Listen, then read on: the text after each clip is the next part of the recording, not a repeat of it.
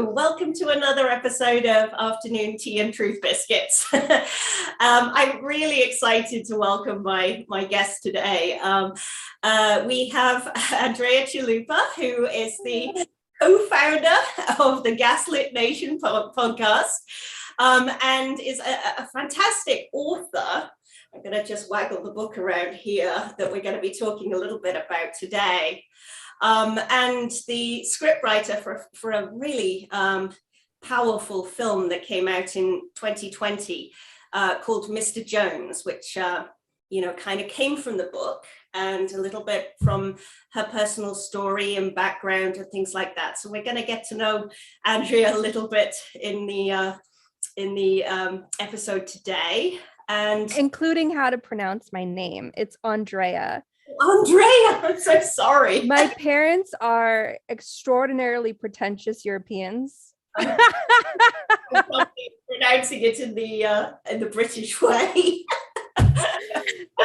Well, I apologize for that. So, Andrea, yes. With the pinky up. Yes, let's first enjoy a little of our tea and truth biscuits. Yes. I have some beautiful little biscuits that were made by one of my neighbors. They are for Valentine's Day. I think that's so nice. She said they were rejects based on ones that she was making, I think, for her boyfriend, but I'm quite happy to have the cast offs. I think they're fantastic, and they're gorgeous. She's a perfectionist. So I'm gonna have some of these. And I think you have some candies, or I have some chocolate covered almonds. Oh my God, those are right? Dark chocolate and almonds, a little healthy combination. I see. Okay. Well, without further ado, I wanted to first talk about this wonderful little book. It's called Orwell and the Refugees: The Untold Story of Animal Farm. And when did you first write this? When did you start researching and writing this? So that came out in 2012. I had spent years researching all the material that would go into the Mr. Jones screenplay. Mr. Jones, of course, is the story of, it's inspired by the real life, independent, young, idealistic Welsh investigative journalist who in 1933 risked his life and career to go into Ukraine at the height of Stalin's genocide famine against Ukrainians, known as the Holodomor. Holodomor is the Ukrainian word for death by hunger. It is considered arguably the worst of the several genocides that Stalin committed. It massively transformed Ukraine demographically. Some of the areas that were hardest hit were the most the strongest spirit, the strongest sense of Ukrainian national identity. Some of Ukraine's leading thinkers came from this area, strong universities, Ukrainian through and through. Over time, this area has been transformed to be largely ethnically Russian speaking, and that's an area that's currently being invaded by Putin. My grandfather came from this area. He's who inspired the project. Growing up, my grandfather was the world to me. I was a little girl who would go to the park with him. He would take me to get donuts and hot chocolate, and I would sing songs from Little Mermaid at the top of my lungs, and he thought it was just marvelous. And so when I lost him at around the age of 11, that was my first big loss in life, and I always felt a strong connection to him. And when I got to university, UC Davis, University of California, Davis, I studied Soviet history. I did a thesis on Soviet history, a big serious thesis. But procrastinating, as a college kid does, I was researching Stalin's genocide famine in Ukraine because my grandfather had lived through it.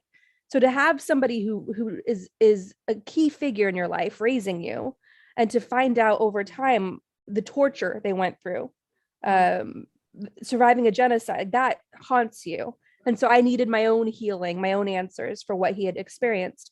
And in my research, I came across a boogeyman, a monster I'd heard about throughout all my childhood. And this was Walter Duranty, the New York Times Moscow bureau chief, who won a Pulitzer Prize at the time Stalin was laying his groundwork for his genocide against Ukrainians, and he was covering it up, and helping the Soviets get away with it. He published in the New York Times, "There is no famine." So it was this whole David and Goliath story between the young Gareth Jones, an independent Welsh journalist, versus the great Pulitzer Prize winner Walter Duranty, who was known to his readers around the world as our man in Moscow. He would make these trips to New York City where he would hold court over dinners and the Algonquin Round Table with all these luminaries of his age about all these exotic stories from far-flung Moscow. He was very much a character of that time. He's somebody today who would be a dominant voice in media, who would be the authoritative voice in media. And so Gareth Jones didn't stand a chance, but he was still persistent in getting the truth out and risking everything to get the truth out. And these were stories I stumbled on at university and living in Ukraine after college. And I just decided to stake my career on Ukraine, at a time when most people in America had never thought Ukraine was Russia. They had never heard of the genocide, the Holodomor, which adds to the crime and the gaslighting around that. And I never ever thought such an expertise would ever come in handy to an American audience. And unfortunately, it has and still does, because we're dealing with a lot of Putin's aggression and all the ways that works, from weaponization of corruption, dark money, social media, and disinformation and so forth. So so simply put, Putin gets away with his crimes just like Stalin did back in the day, because he relies on complicit Western actors, corrupt business leaders, corrupt politicians, corrupt journalists. And my film, unfortunately, is too relevant today. I wish it were not. I wish it was just a historical time capsule that we could watch with relief and think, wow, we're so glad those things don't happen anymore. But unfortunately, it's become a mirror to and a cautionary tale of how the machine of corruption and propaganda work, and how insidious these systems are, and how too many in the West who claim to be for democracy and rule of law enable them. And so just to answer your initial question, I had struggled for years to get the film made because I had no Hollywood contacts. I'm a woman in a very misogynistic industry. And I was a big fat nobody.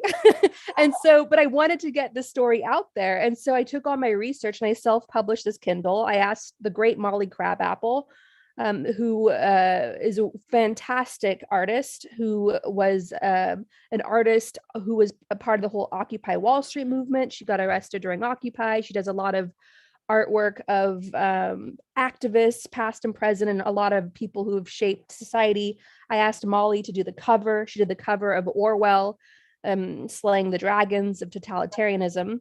Yes, here we have Orwell and the Refugees with me. Yeah. And so I put my research in the book, but it's the book is significant. I know, Emma, I'm just like gonna talk this whole time, and you're not gonna get, but the book is a big bomb of how Mr. Jones finally got made. That's why I'm still going, right? So the book was significant because after years of trying to get my screenplay made, this depressing story of a little known famine, because what ultimately happens is the great Walter Duranty wins. He helps the Soviets cover up this famine for generations. And young Gareth Jones is mysteriously murdered the day before his 30th birthday. And the last people he had fallen in with were two men that research later showed were connected to the Soviet secret police. And this was during a reporting trip in Inner Mongolia. So his whole murder was mysterious. And there's been a documentary by the BBC Storyville, including an interview with a former KGB agent that said that, of course, the Soviets would have created the conditions for him to be murdered. Yes. Would have set that up. So it was a sad, tragic tale. And I needed to find some hope in his story for my own sake, to keep going, to fight this fight, and to try to convince anybody out there to make the film. And I turned to George Orwell for inspiration, because George Orwell was able to take the horrors of Stalin and make them appealing through this children's book, Animal Farm. And it was reading Christopher Hitchens, who I'm not a massive fan of, which his misogyny is disgusting. Christopher Hitchens, who one time said women are not funny in the pages of Vanity Fair, and now women are like saving our democracy through all their comedy. You know, Melissa, so I can go off on that, and you know, selling out stadiums and films and all that. But so sorry, little side Christopher Hitchens tangent. But it was Christopher Hitchens' introduction to Animal Farm where I learned that Orwell struggled for years to get Animal Farm published. It came out with a relatively small press after the war, and it ended up in the hands of Ukrainian refugees that immediately understood its profound significance and hunted down Orwell's home address in London and worked with him by letter to translate Animal Farm into Ukrainian. And that was the first translation of Animal Farm in any other language other than the author's native English. And I found that to be so thrilling. And that was my happy ending. Gareth Jones is murdered, but Orwell picks up the torch and carries on the work. And Stalin's own victims take back their power by getting their truth out into the world. And so I incorporated that into the script. I put Orwell into the script. And when I visited my uncle, one New Year's Eve with my parents and told him all that I'd been up to and the incredible story of George Orwell's Ukrainian refugee camp edition of Animal Farm, my uncle looked at me and said, "Oh yeah, I have a copy of that Animal Farm. I picked it up in the refugee camp when I was a kid." Oh my God. My aunt sprung up from the table and brought back this tattered book with a pig on the cover, holding a whip, and in the background is a silhouette of a horse dragging a cart. Like the horse is skinny, being worked to death. And the book was in extraordinary condition. My uncle was a professor of literature at Rutgers. He had an entire home library cataloged of all the whole Western canon. My uncle, in his spare time, devoted himself to translating the Western canon into Ukrainian so that Ukrainians could read great literature in their native language, because in that part of the world, the market was all Russian language. Yeah. And my uncle was incredibly active in spreading, promoting literature from all corners of the world across Ukraine. And yet he kept Orwell's Animal Farm from the refugee camp by his bed in his bedroom. And it was still in good condition, like, a little worn on the edges because it was several decades old and been carried across an ocean when he immigrated as a kid to New York City with my mom and my grandparents. But I was amazed by what good shape it was in. And I'd come across this book only in my research, and I was holding it in my hands, and now I have it here right next to me in my bedroom here in Brooklyn. And I just saw this as a sign from God to keep going, and I did. And I put all my research and that whole story with my uncle and excerpts of my grandfather's memoir, because my uncle's father, my grandfather, before he passed away, he wrote down his life story of what life was like for him under Stalin. Yeah. Being a child, growing up 6 years old during the Russian Revolution, watching his schools transform, being as a young man surviving Stalin's genocide famine, the starvation he witnessed. We took scenes from his memoir, put them into the film. He writes about being a young father with a toddler and being arrested and tortured during Stalin's purges. And he goes into detail about the hell of the prisons during the purges and what that was like, and all the leaders from the communist leaders that were filling up the prison and how they were sharing information of what was going on out there. And it was just fascinating. And so my grandfather left a personal account of surviving the events that Orwell allegorizes in Animal Farm. And so all of that combined became my book, Orwell and the Refugees. I self-published it. And through that endeavor, I was invited to speak at the National Press Club. Some college kids in Toronto heard about it, and they invited me on a 2-week lecture tour, college lecture tour of Canada. So I got to travel Canada, and I met all these college kids across Canada, and that led to more talks and more college kids. And when I finally got back home, the revolution was starting in Ukraine. And the mainstream media was getting the story all wrong and focusing on Justin Bieber's arrest in Miami. And meanwhile, Putin's puppet, his thugs were beating protesters, pro-democracy activists and journalists in the heart of Kiev. And so I went back to all the college kids I met on my Orwell and the Refugees speaking tour, and I put out an SOS call, and together we launched Digital Maidan, which became a hashtag for the revolution Ukraine. And I'd never done anything like that before. And our hashtag went viral globally on Twitter within minutes. It was shared by the Prime Minister of France at the time, Bianca Jagger, Gary Kasparov, Russell Brand. It went massively viral, and it led to other Twitter storms, other movements to help Ukraine during the revolution and Putin's invasion of Crimea and the East that would follow.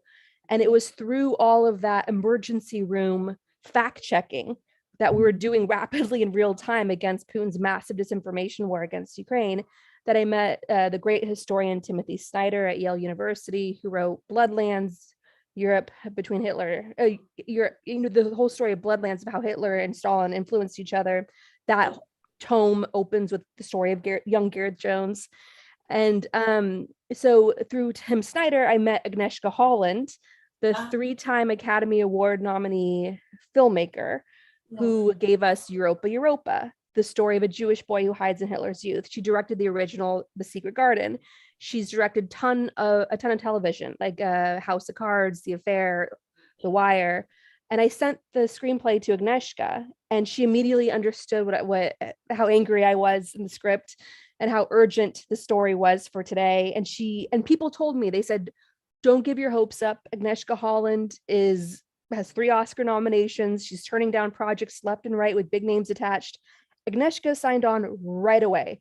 And my first meeting with her at the Toronto Film Festival, she was on the jury. I flew up there just thinking like I was having tea with the Queen. This was going to be a very big meeting, and it could change my whole life. And so I went into that meeting just completely just frozen. And she did all the talking, and she was immediately strategizing how to make the film. She immediately said, we're going to shoot in Ukraine. We're going to do this. We're going to do that.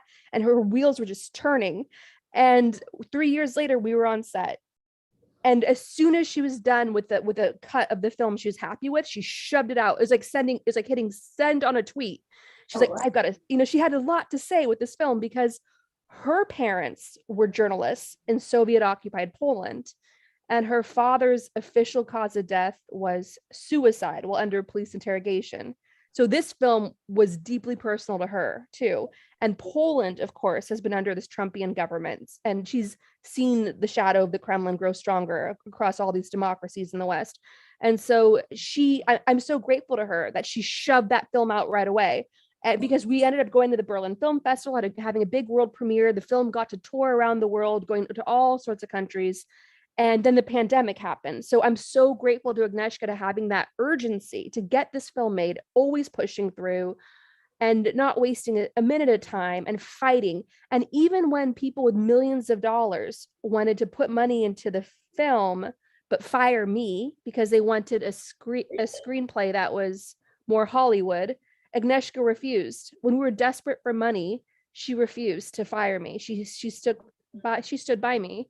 And she wanted me on set. There are times when she didn't want me on set, but she'd, I'd get called into set regularly to talk through things and rehearse things and have all these intellectual philosophical debates. And it was absolutely, it was just extraordinary. And a lot of the details that go into the film, Mr. Jones, the music we used were composers that suffered under Stalin. The artists that would come on set playing even minor roles were significant artists in their native countries, Ukraine, Poland.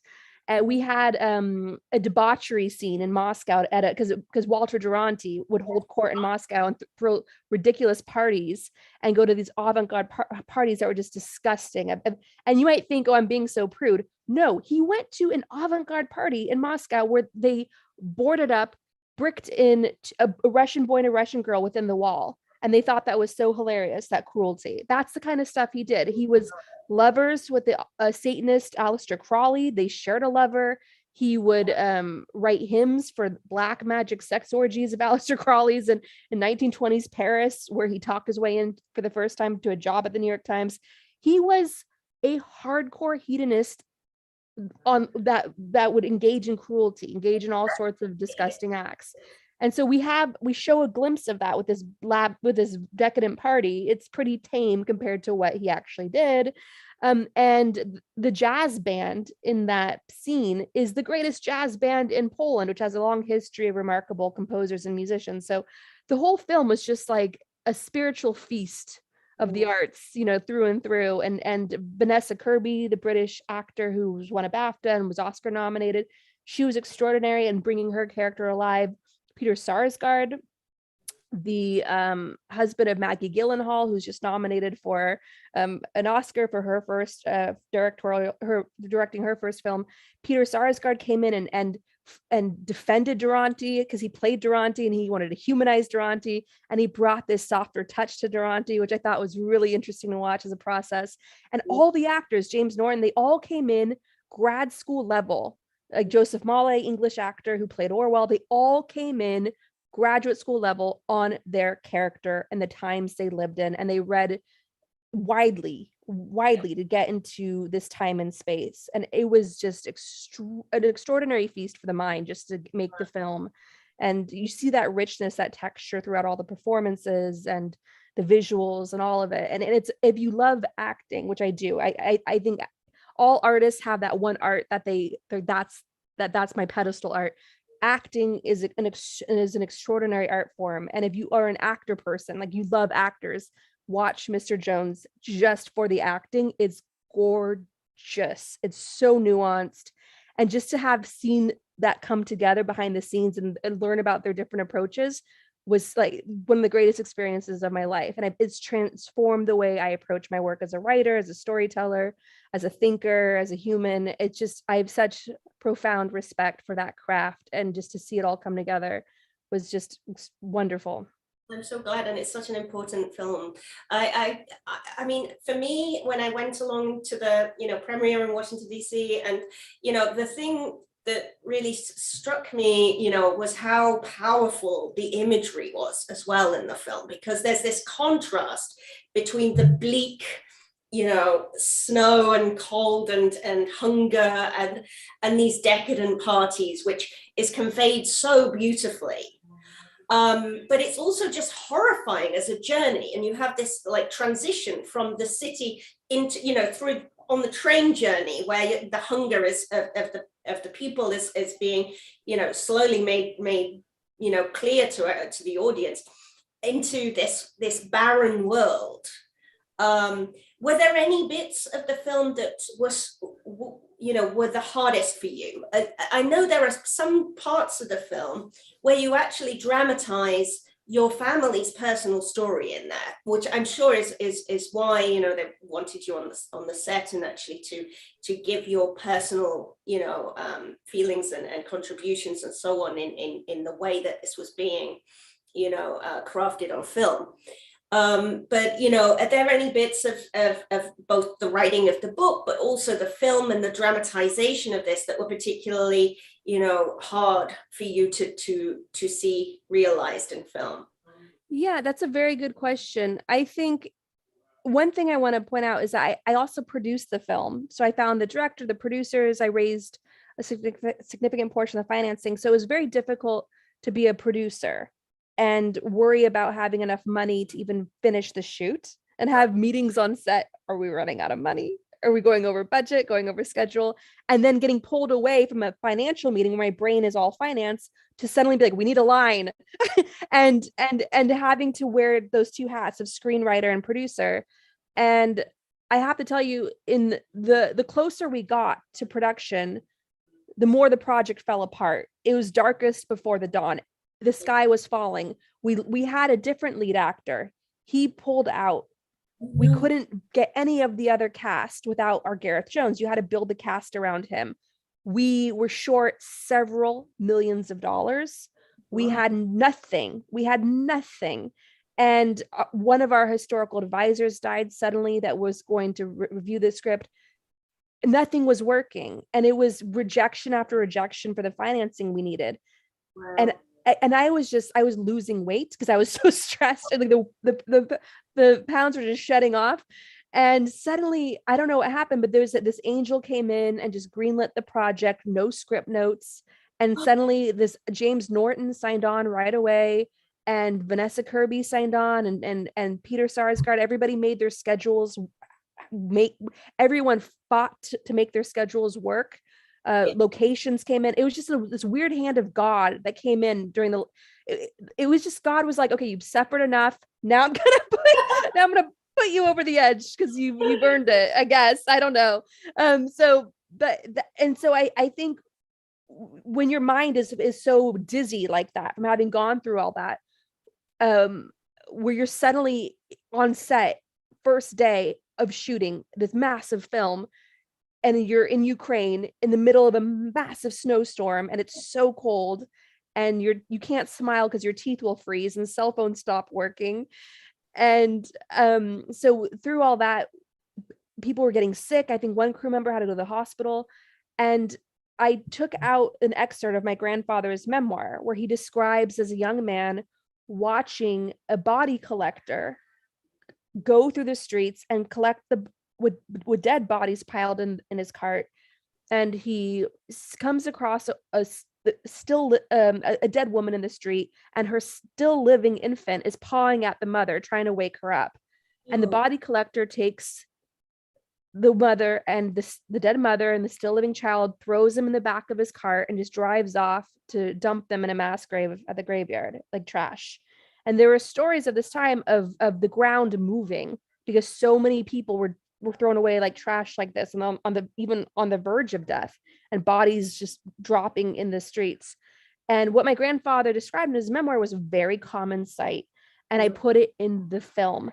And so when we were all beat up by this massive snowstorm and Arctic temperatures in Ukraine, I took out that excerpt from my grandfather's memoir. I sent it to James Norton and the crew, everybody, and I copied it in the email with the part of the script that showed what we were going to film that next morning.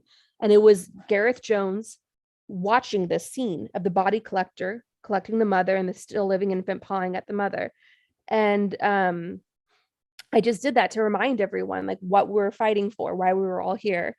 And it was just this extraordinary moment on set, and villagers, old women, an old woman came out and to us and and described how she lived through Stalin's genocide famine, that she was a survivor. And so, and people were crying on set. You see some of the extras we worked with in these rural corners of Ukraine, you could just see the history on their faces. You could see the depth, the history in their eyes. And so I think for me, the hardest part was Ukraine for those reasons, like wanting to be as respectful, obviously, for Ukrainians and what they lived through, and honor them and their story, and do our bit to bring healing to this dark chapter. So I think Ukraine was certainly the heaviest in that regard. And it's difficult to talk about even today. It's I've learned how to cut off a part of myself that wants to cry about it every time it comes up. I've had to learn that. Sorry. Well, I think it's worth saying a couple of things about how and why this was covered up as well, because there's a wonderful bit in the book where it talks about how the titans of US industry salivated over the prospect of selling to the Soviet Union to modernize this, his massive nation. Stalin paid for services and equipment by selling 1.7 million tons of grain to the West. So there's this extraction going on.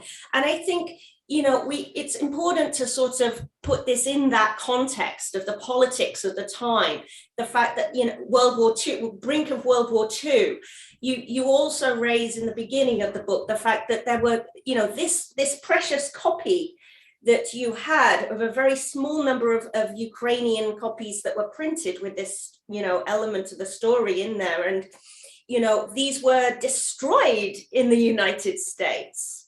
That's shocking, So not only was Walter Durante and the New York Times, but there's this systematic cleansing and culpability of the United States and the rest of the world that is so central to this story, and the personal horrors that you're talking about here.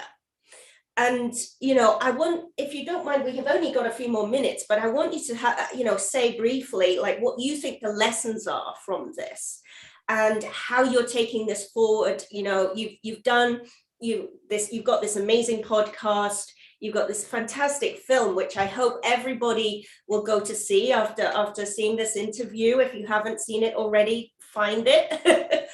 And also buy the book, because the book is amazing too.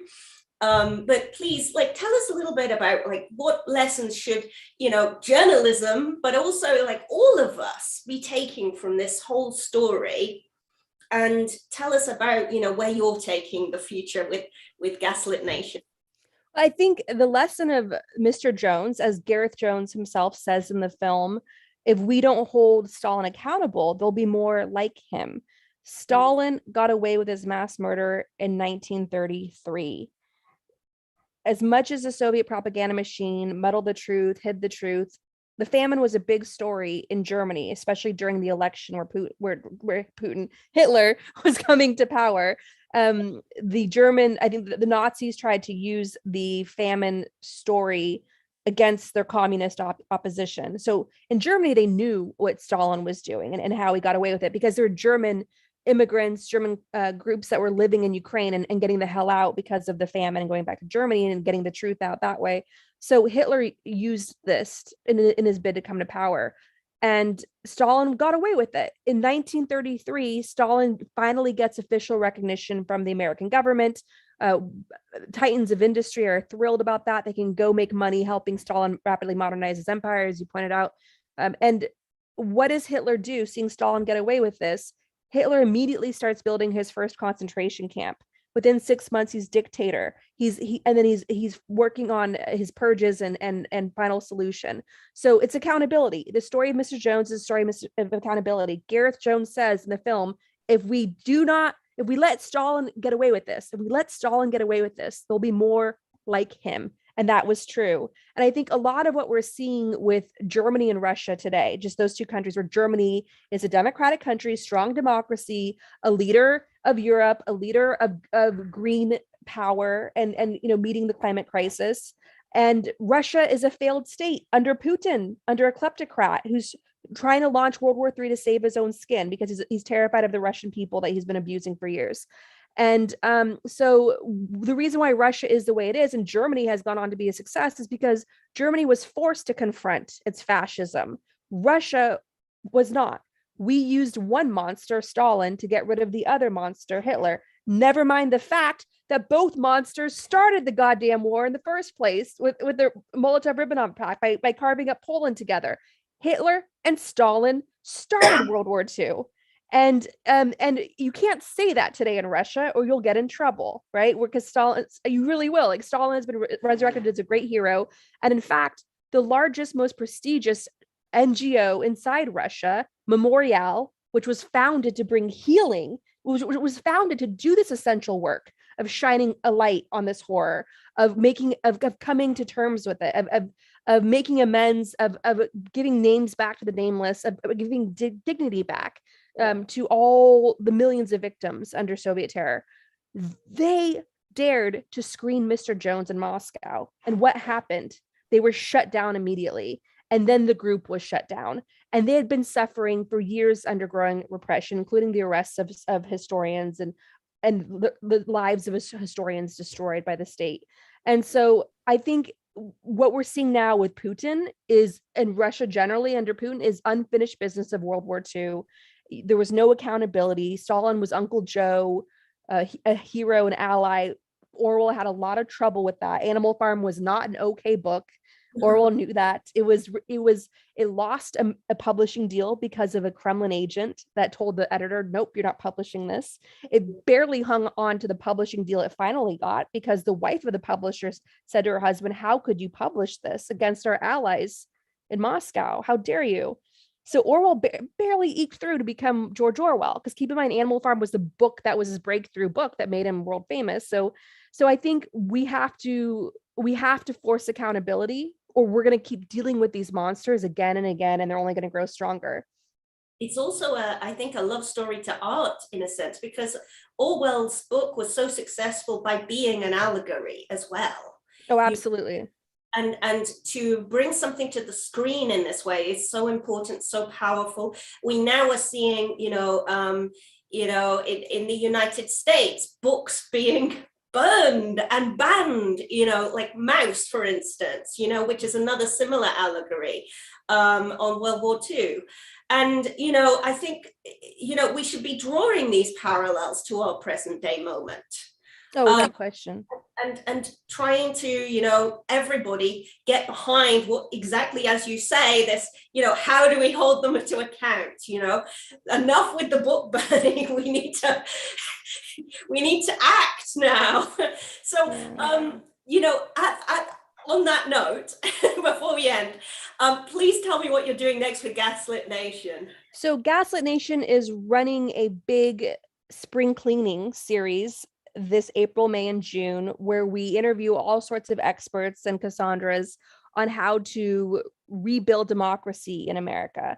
We have legal experts from the ACLU. We have a expert on cults and how they operate and what to do about cults in the disinformation age and how to help someone who's been sucked into a disinformation cult.